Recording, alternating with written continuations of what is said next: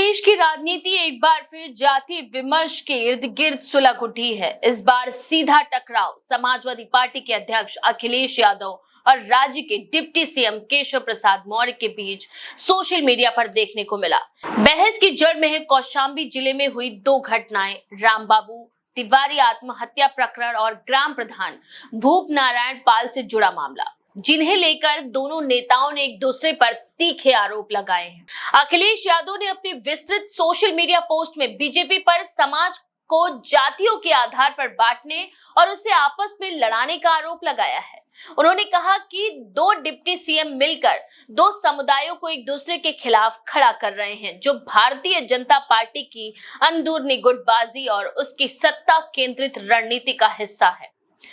अखिलेश यादव का आरोप है कि एक उप मुख्यमंत्री पाल समाज को मोहरा बनाकर नाइंसाफी कर रहे हैं, जबकि दूसरा अपने समुदाय को सहानुभूति के नाम पर ही धोखा दे रहा है। उन्होंने लिखा कि ये केवल कौशाम्बी की नहीं बल्कि लखनऊ और दिल्ली तक की भाजपाई राजनीति का विभत्स खेल है, जिसका असली शिकार जनता बन रही है। अखिलेश यादव ने कहा कि एक सोची समझी रणनीति है जिसमें भाजपा के केंद्रीय नेता भी शामिल हैं और इस जाति विभाजन के जरिए राजनीतिक लाभ लेने की भी कोशिश की जा रही है। उन्होंने ये भी दावा किया कि इस लड़ाई में वे लोग भी कूद पड़े हैं जिनके समुदाय लंबे समय से सत्ता की सजातीय राजनीति के निशाने पर हैं। खासकर उन्होंने आरोप लगाया कि भाजपा के भीतर की खींचतान और नेतृत्व संघर्ष का खामियाजा अब आम जनता को जातीय संघर्ष के रूप में झेलना पड़ रहा है।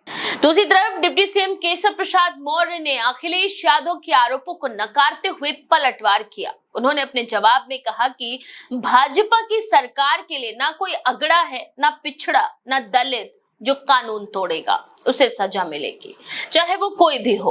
उन्होंने ये भी कहा कि अगर पुलिस से भी गलती होती है तो कार्यवाही उसी तरह होती है जैसा आम नागरिक पर। मौर्य ने आगे लिखा कि उत्तर प्रदेश की 25 करोड़ जनता को न्याय और सुशासन देना भाजपा सरकार का संकल्प है और इसके लिए जातिवादी मानसिकता से ऊपर उठना जरूरी है। डिप्टी सीएम मौर्य ने अखिलेश यादव पर यह आरोप भी लगाया कि वह बार बार जातियों का नाम लेकर समाज को बांटने का प्रयास करते हैं ताकि समाजवादी का वोट बैंक बचा रहे। उन्होंने कहा कि सपा प्रमुख को वास्तव में मौर्य पाल पासी दलित समाज की चिंता नहीं है, बल्कि वे केवल इन नामों का इस्तेमाल अपनी राजनीतिक रोटियां सेकने के लिए कर रहे हैं। मौर्य ने अपनी पोस्ट में यह भी कहा कि अब उत्तर प्रदेश की जनता जाग चुकी है और उसे सपा की जातिवादी एजेंडे की असलियत समझ आ चुकी है। उन्होंने दावा किया कि राज्य अब विकास की दिशा में बढ़ रहा है और जनता सपा जैसे डूबते जहाज को फिर से सत्ता में लाने का जोखिम नहीं लेगी। इस पूरी बहस की पृष्ठभूमि में कौशाम्बी जिले की घटनाएं हैं, जिनमें एक और पाल समाज के ग्राम प्रधान भूप नारायण पाल के साथ कथित ज्यादती और दूसरी ओर ब्राह्मण समुदाय के रामबाबू तिवारी की आत्महत्या की घटनाएं शामिल हैं। सपा और भाजपा दोनों ही दल इन घटनाओं को अलग अलग दृष्टिकोण से देख रहे हैं और इन्हें अपने अपने राजनीतिक नैरेटिव के हिसाब से प्रस्तुत कर रहे हैं। सपा जहां इस पूरे मामले को भाजपा की जातिवादी साजिश करार दे रही है, वहीं भाजपा इसे कानून व्यवस्था और न्याय के नजरिए से देखने की बात कह रही है। वहीं राजनीतिक विश्लेषकों का ये मानना है कि ये विवाद केवल सोशल मीडिया तक सीमित नहीं रहेगा, बल्कि इसका असर उत्तर प्रदेश के आने वाली चुनावी राजनीति पर स्पष्ट रूप से दिखाई देगा।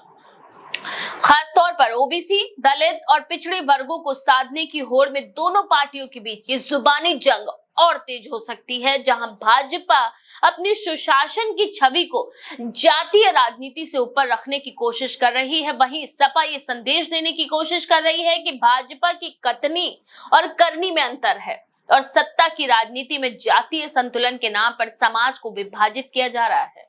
राजनीति के जानकारों का कहना है कि यूपी की राजनीति में जातीय समीकरण हमेशा से निर्णायक भूमिका निभाते रहे। ऐसे में जब दो बड़े नेताओं के बीच खुलेआम सोशल मीडिया पर टकराव होता है तो वह केवल शब्दों की लड़ाई नहीं होती, बल्कि उसके पीछे सामाजिक और चुनावी रणनीति भी छिपी होती है। भाजपा की ओर से ये भी संकेत दिया गया है कि कानून व्यवस्था के मामले में किसी के साथ पक्षपात नहीं किया जाएगा, चाहे वो किसी भी जातीय समुदाय से क्यों ना हो। वहीं सपा इस मुद्दे को जातीय असमानता और सत्ता के दमन के रूप में उठाकर सामाजिक न्याय की राजनीति को धार देने की कोशिश कर रही है। इस बहस के बीच एक बड़ा सवाल ये भी उठता है कि क्या उत्तर प्रदेश की राजनीति जातीय विवादों से आगे बढ़ पाएगी या फिर हर बार चुनावी समीकरणों में जाति ही निर्णायक तत्व बनी रहेगी, और क्या राजनीतिक दल इस जाति विमर्श को केवल एक रणनीतिक औजार के रूप में इस्तेमाल करते रहेंगे। ये वास्तव में सामाजिक समरसता और न्याय को लेकर कोई स्थायी पहल होगी। फिलहाल अखिलेश यादव और केशव प्रसाद मौर्य के बीच चल रही ये जुबानी जंग सियासी पारा तो बढ़ा ही रही है, साथ ही ये संकेत भी दे रही है कि आगामी चुनावों में उत्तर प्रदेश की राजनीति में जाति एक बार फिर केंद्रीय मुद्दा बनने वाली है, चाहे वह भाजपा की जातिवाद से ऊपर उठने की अपील हो या सपा की जातीय न्याय की मांग। आपका इस बारे में क्या विचार है? अपनी राय हमें कमेंट में जरूर लिखें। ऐसी और भी खबरों के लिए देखते रहिए द पेज 90।